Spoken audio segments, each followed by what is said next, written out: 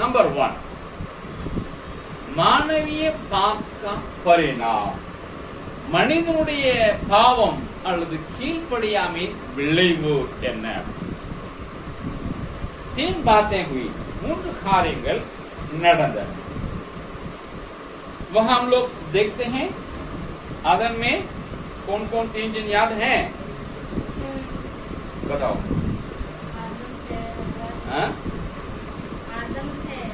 आदम, हव्वा, सर.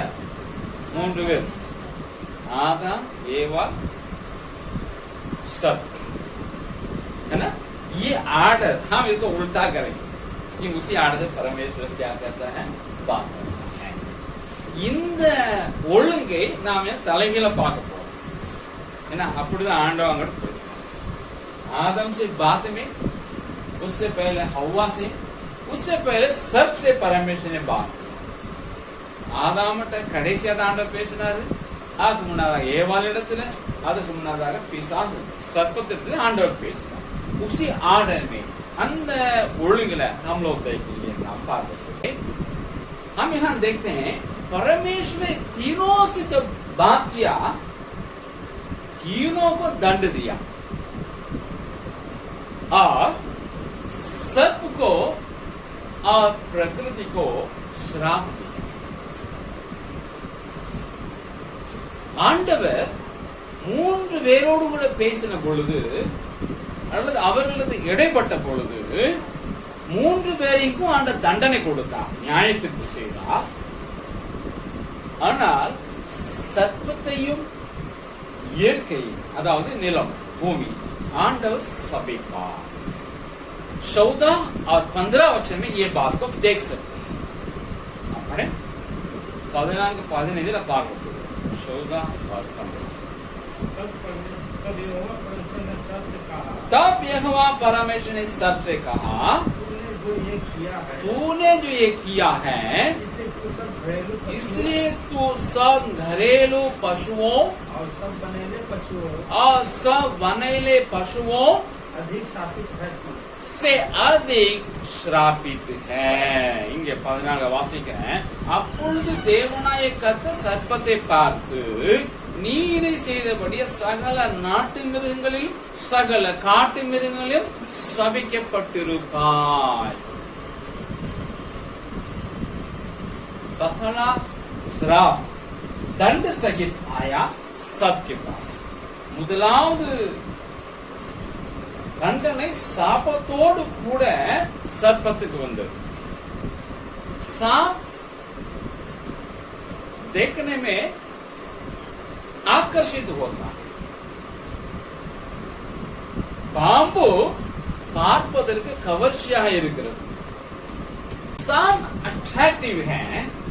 ये दूसरा वचन, तीसरा वचन का पहला वचन क्या लिखा पड़ेगा जरा? 3:1 वासिकलामा. यहोवा परमेश्वर ने जितने बनेले पशु बनाया, उन सब में सर्प धूर्त था.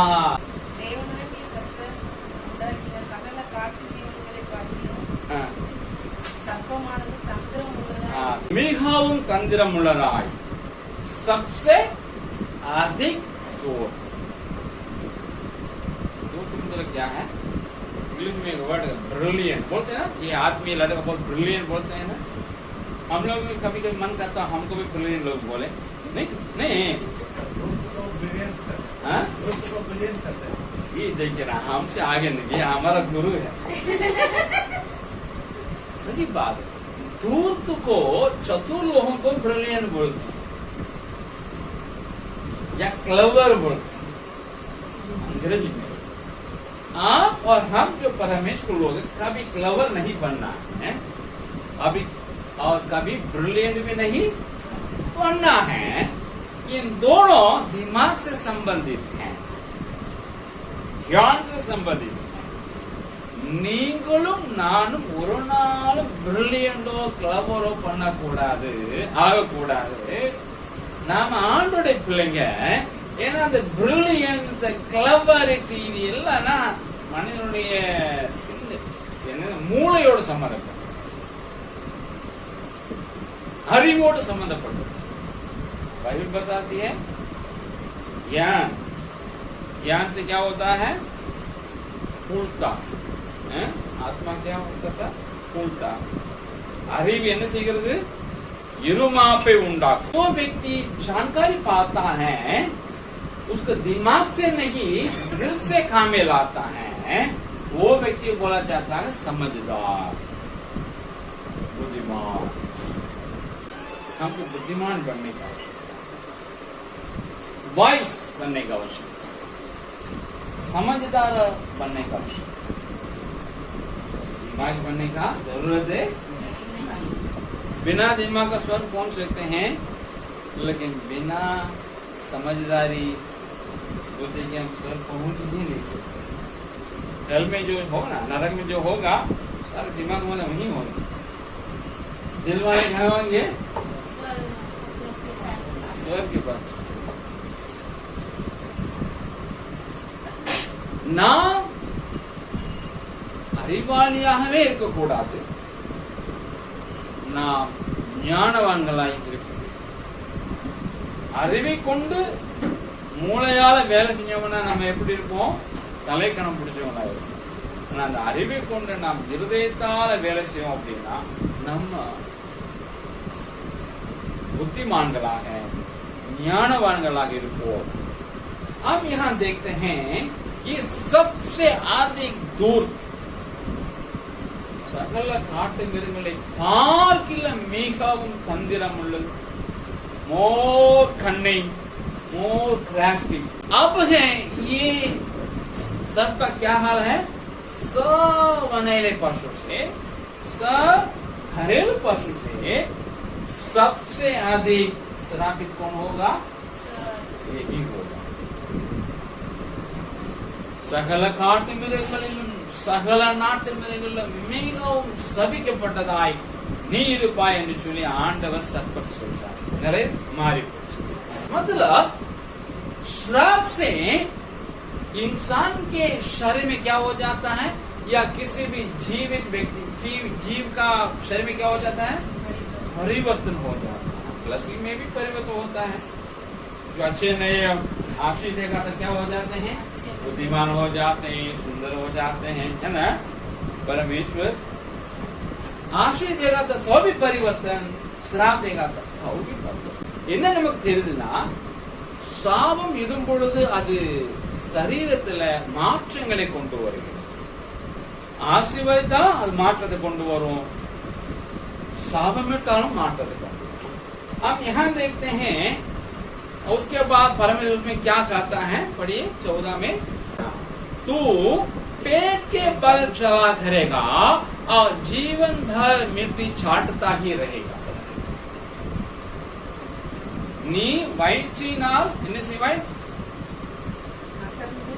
நீ உன் வயிற்றினால் நகர்ந்து உயிரோடு இருக்கும் நாளெல்லாம் மண்ணை தின்பாய்.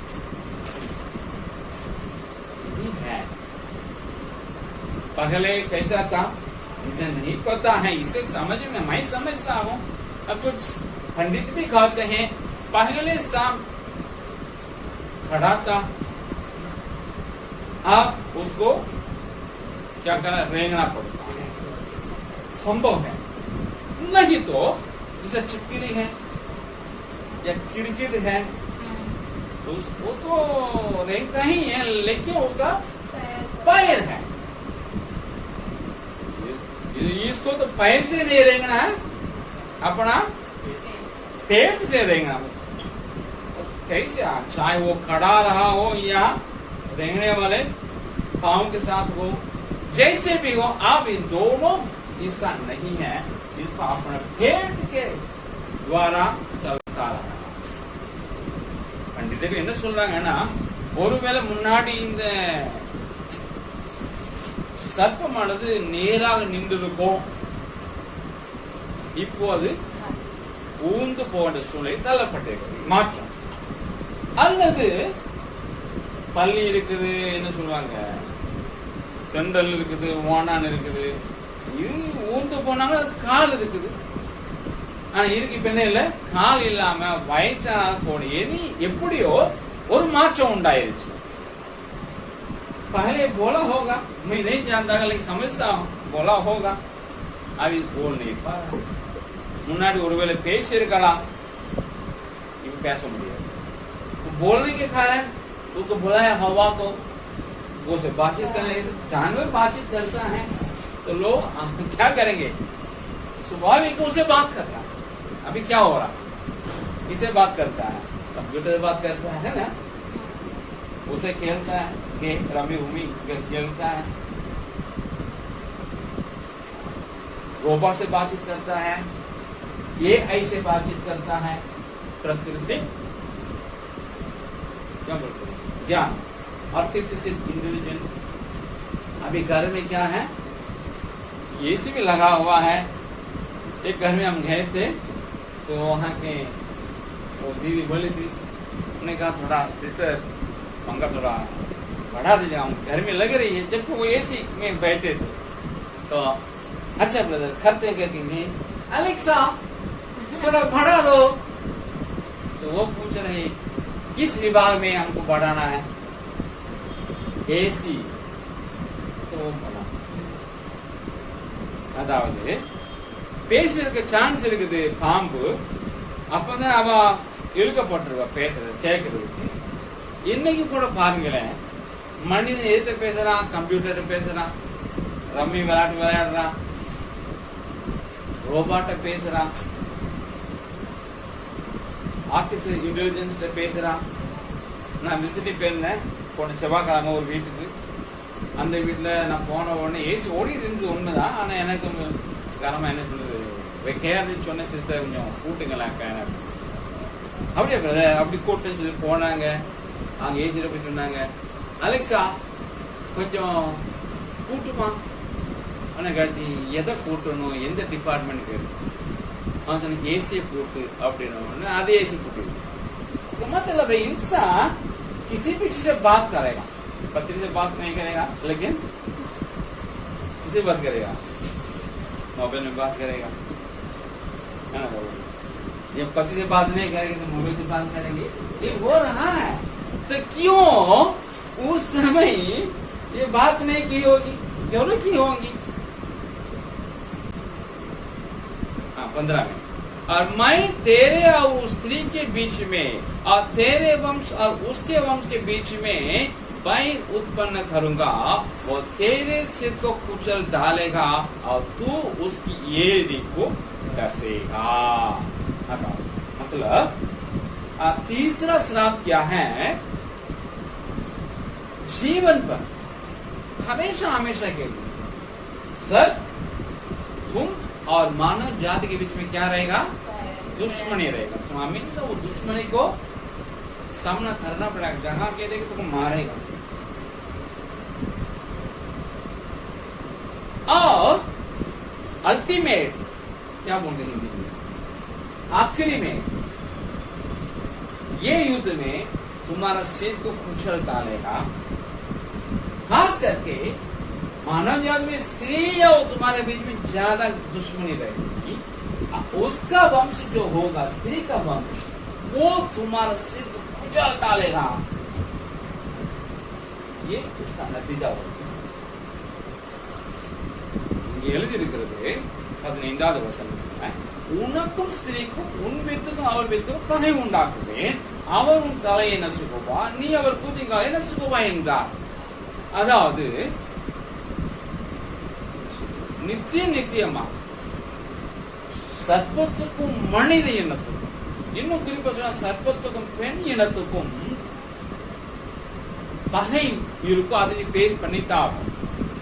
முடிவு என்ன ஆகும், மனிதன், இன்னும் சொல்ல போனால் ஸ்திரீயின் வித்தாய் பிறக்கிற மனிதன் உன் தலையை நசுக்கி உன்னை முடித்து போடுவான்। இதுதான் श्राप, यही तो श्राप, दंड भी है, श्राप है। ये पगला इस दूसरी वाचा में, आदंक वाचा में हुआ है।